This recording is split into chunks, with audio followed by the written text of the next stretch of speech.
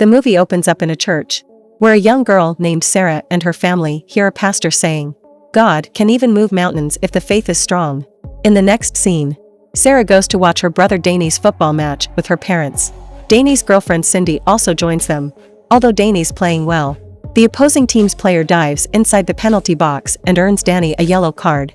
As a result, a penalty is awarded and Bronner scores it with authority, hence winning the match for his team. After the match, everyone goes over to Sarah's grandfather Sam's place to spend the weekend. Shortly after, the kids hike to a nearby lake for fishing. When Sarah finds a dead bird on the shore, she decides to heal it with her prayers. Danny tries to convince her that she can't bring the dead back to life. However, the little girl is adamant that it will work. Soon, Danny and his girlfriend go fishing, while little Sarah stays behind and prays for the bird. An hour later, the two return, only to find Sarah still praying on her knees. Surprisingly, she mentions that she can see God floating in over the lake. Suddenly, the wind blows for a moment, and the bird comes back to life. As it flies, Cindy and Danny are speechless. However, they're skeptical that Sarah brought the bird back to life. They assume it must be the wind that woke up the bird. After returning from the lake, Sarah tells her grandfather about the bird. She explains that she saw God standing on the other side of the lake, and the bird flapped its wings, so she let it go. Sam, who is very fond of his granddaughter, says he believes her because he always thought Sarah was special. Later that night, after returning home, Sarah calls her best friend Mark, who is wheelchair-bound because of a spinal injury. She tells him about the miracle, but as expected, Mark doesn't buy it. However, when Sarah promises on the Bible, he eventually believes her. After a while, Sarah's mother comes to her room and asks her to think of all the things that she's grateful for that day. Before sleeping, surprisingly, the little girl mentions that God will take her to heaven soon, worrying her mother. A few hours later, Danny wakes up his parents, asking them to check on Sarah because she's gotten sick. Thankfully, their family physician, Dr. Ben, arrives immediately. As Sarah's symptoms include high fever and nausea, Ben concludes she has a stomach flu and will be fine in a couple of days. After Ben departs, Sarah's father goes to her room and finds an incredible painting. It's a painting of God that Sarah saw on the lake. 2 days later, Sarah and Mark are returning home from school. On their way, some guys bully Sarah, asking her to bring their dead animals back to life and calling her pathetic. Turns out that Mark revealed the miracle to others because he was excited for his best friend. Meanwhile, Danny and Cindy, who are passing by the street, see the boys troubling Sarah. As a result, Danny trips the boys with his football and sends them away. Just then, Bronner arrives with his dog and provokes Danny for a fight by mocking him for his previous game. At the same time, a car also arrives at a high speed and hits Bronner's dog, killing it instantly. While Bronner cries over his dead dog, Sarah steps in and prays for it. Surprisingly, the dog comes back to life and plays with her. Everyone watching the miracle is taken aback. Mark, who is also present among the attendees, requests Sarah to cure him of his spinal injury. Although she isn't sure if it'll work, Sarah prays for him and asks God to help her friend walk again. The following morning, Mark's parents take him to the hospital to see Dr. Ben. Turns out Mark has been able to move his toes, which was completely impossible after his spinal cord injury. Surprised, the doctor asks him to move again, and Mark successfully does it. Although Ben is stunned, he asks Mark's mother to not have high hopes. Suddenly, Mark is able to stand on his feet and walk, even after going through such a deadly and incurable injury. The doctors can't believe that Mark is able to walk again. As he walks, Mark is overjoyed and gives the credit to Sarah for healing him. He also mentions Bronner's dog. Meanwhile, a media person, Dolores, who's at the hospital for a checkup, hears Mark and decides to cover the story. And in no time, Sarah is all over the news. In the next scene, Ben and the pastor visit Sarah at her house. When they tell her about Mark, she jumps with joy and thanks God for listening to her prayers. The pastor asks her about the lake incident, and she describes everything to him.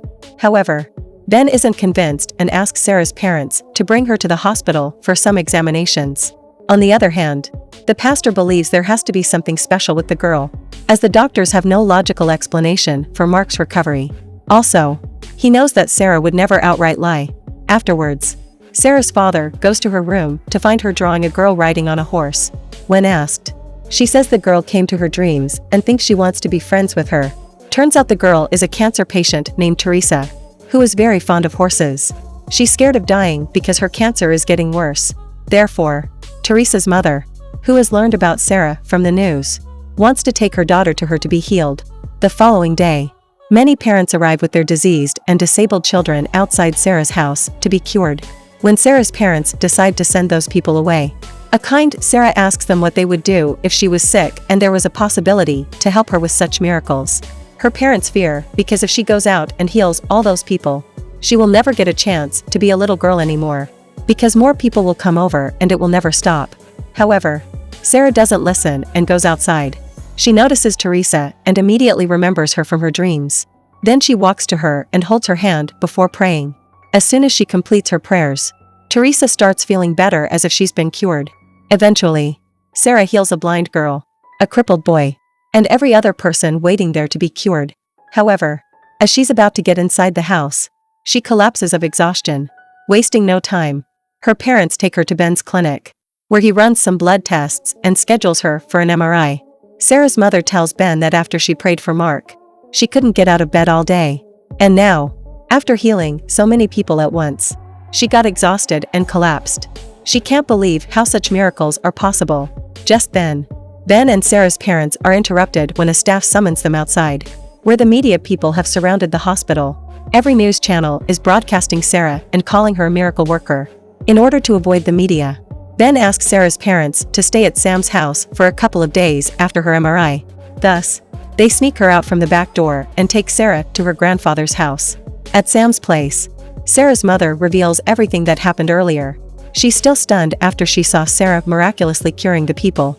However, she also worries because ever since Sarah said she saw God, she's getting sicker every day. Just then, she gets a call from the doctor and bursts into tears. In the next scene, Sam goes to the same lake where Sarah claims to have seen God. There, he begs God to cure his granddaughter. He cries, asking God why he would make Sarah so perfect and then snatch her away from them. The following day, Ben and the pastor arrive at Sam's house to talk about Sarah. They send the little girl outside, but she comes back and eavesdrops on the conversation. Soon, the doctor reveals that Sarah has an inoperable brain tumor, which might have been causing her hallucinations of God. When Sarah's mother inquires about all those she's cured, the doctor replies that it was some kind of mass hypnosis. Sarah, who's been overhearing everything, is devastated when Ben tells her parents that she's going to die soon and there's no cure. As Sarah's mother breaks down, Sarah approaches her and asks her not to cry. The little girl tries to comfort her mother, saying she'll be with a safe and happy God when she goes to heaven. However, she wants to go back to the lake and ask God if he can delay her departure for a few years. As Sarah keeps on insisting, she gets dizzy and falls on the ground. Hence the parents rush her to the hospital. Later, after the little girl regains consciousness, Danny and Cindy leave the hospital and arrive at Sam's, where they find Teresa, Mark, their parents, and the pastor. Teresa tells everyone that when Sarah healed her last week, she saw a spiritual figure floating next to Sarah, holding out his hand to touch the children she was touching. After she prayed for her, Teresa felt different and warm for the first time in years. She felt healthy and knew right away that she had been cured. Since Sarah wanted to help people, Teresa believes it's time to pay her back and help her. After Teresa finishes speaking, Sam reveals that he and the pastor have a plan to fulfill Sarah's last wish to go to the lake. Although doing so will make Sarah's parents, Dr. Ben, and everybody at the hospital unhappy, Sam wants to do it for his granddaughter. It's because the old man believes that the lake has magical powers. He is certain that Sarah knows something that no one else knows, which could help her. Hearing this, everyone agrees to help Sarah get to the lake. Later that night, the group puts on a collective effort and tricks the hospital staff, Sarah's parents, and even Dr. Ben to get the little girl out of the hospital. Once Danny and Teresa's mother get into their car with Sarah, they're followed by Mark and Cindy. As soon as Sam gets a text from his grandson, he also rushes to his car, accompanied by the pastor. Unfortunately, a media reporter sees Sarah inside the car and informs others inside the hospital. Sarah's parents are shocked to see Teresa instead of their daughter and realize that Sam has taken her to the lake. Thus, they too start their car and drive away. Elsewhere, some officers start following Danny and Sam due to them crossing the speed limit. Danny somehow manages to lose the police, but unfortunately a tree falls and blocks the road. With the storm and heavy rainfall, Danny can't carry his sister all the way to the lake. Just then, Bronner comes to the rescue and offers to help. He mentions that he knows a shortcut and carries Sarah with him as he owes her for saving his dog. Danny and Bronner carry the little girl in turns and make their way to the lake. On the way, a wolf snarls at them, but Bronner's dog sends it away. Soon, Danny and Bronner arrive at the lake with Sarah, and the former starts praying on behalf of his sister. Just then, Sarah's parents, the media, and several other people also arrive. Sarah's mother yells at Sam for bringing her daughter there on such a stormy and rainy night. Sadly, amidst the commotion, Sarah passes away, leaving everyone devastated. Suddenly, a bright light swirls over the lake and God appears. Then Sarah's soul departs from her body and goes to God. Everyone is taken aback by what they just saw. Although they're devastated to see Sarah die, they're also somewhat relieved to see her holding God's hand. Following that,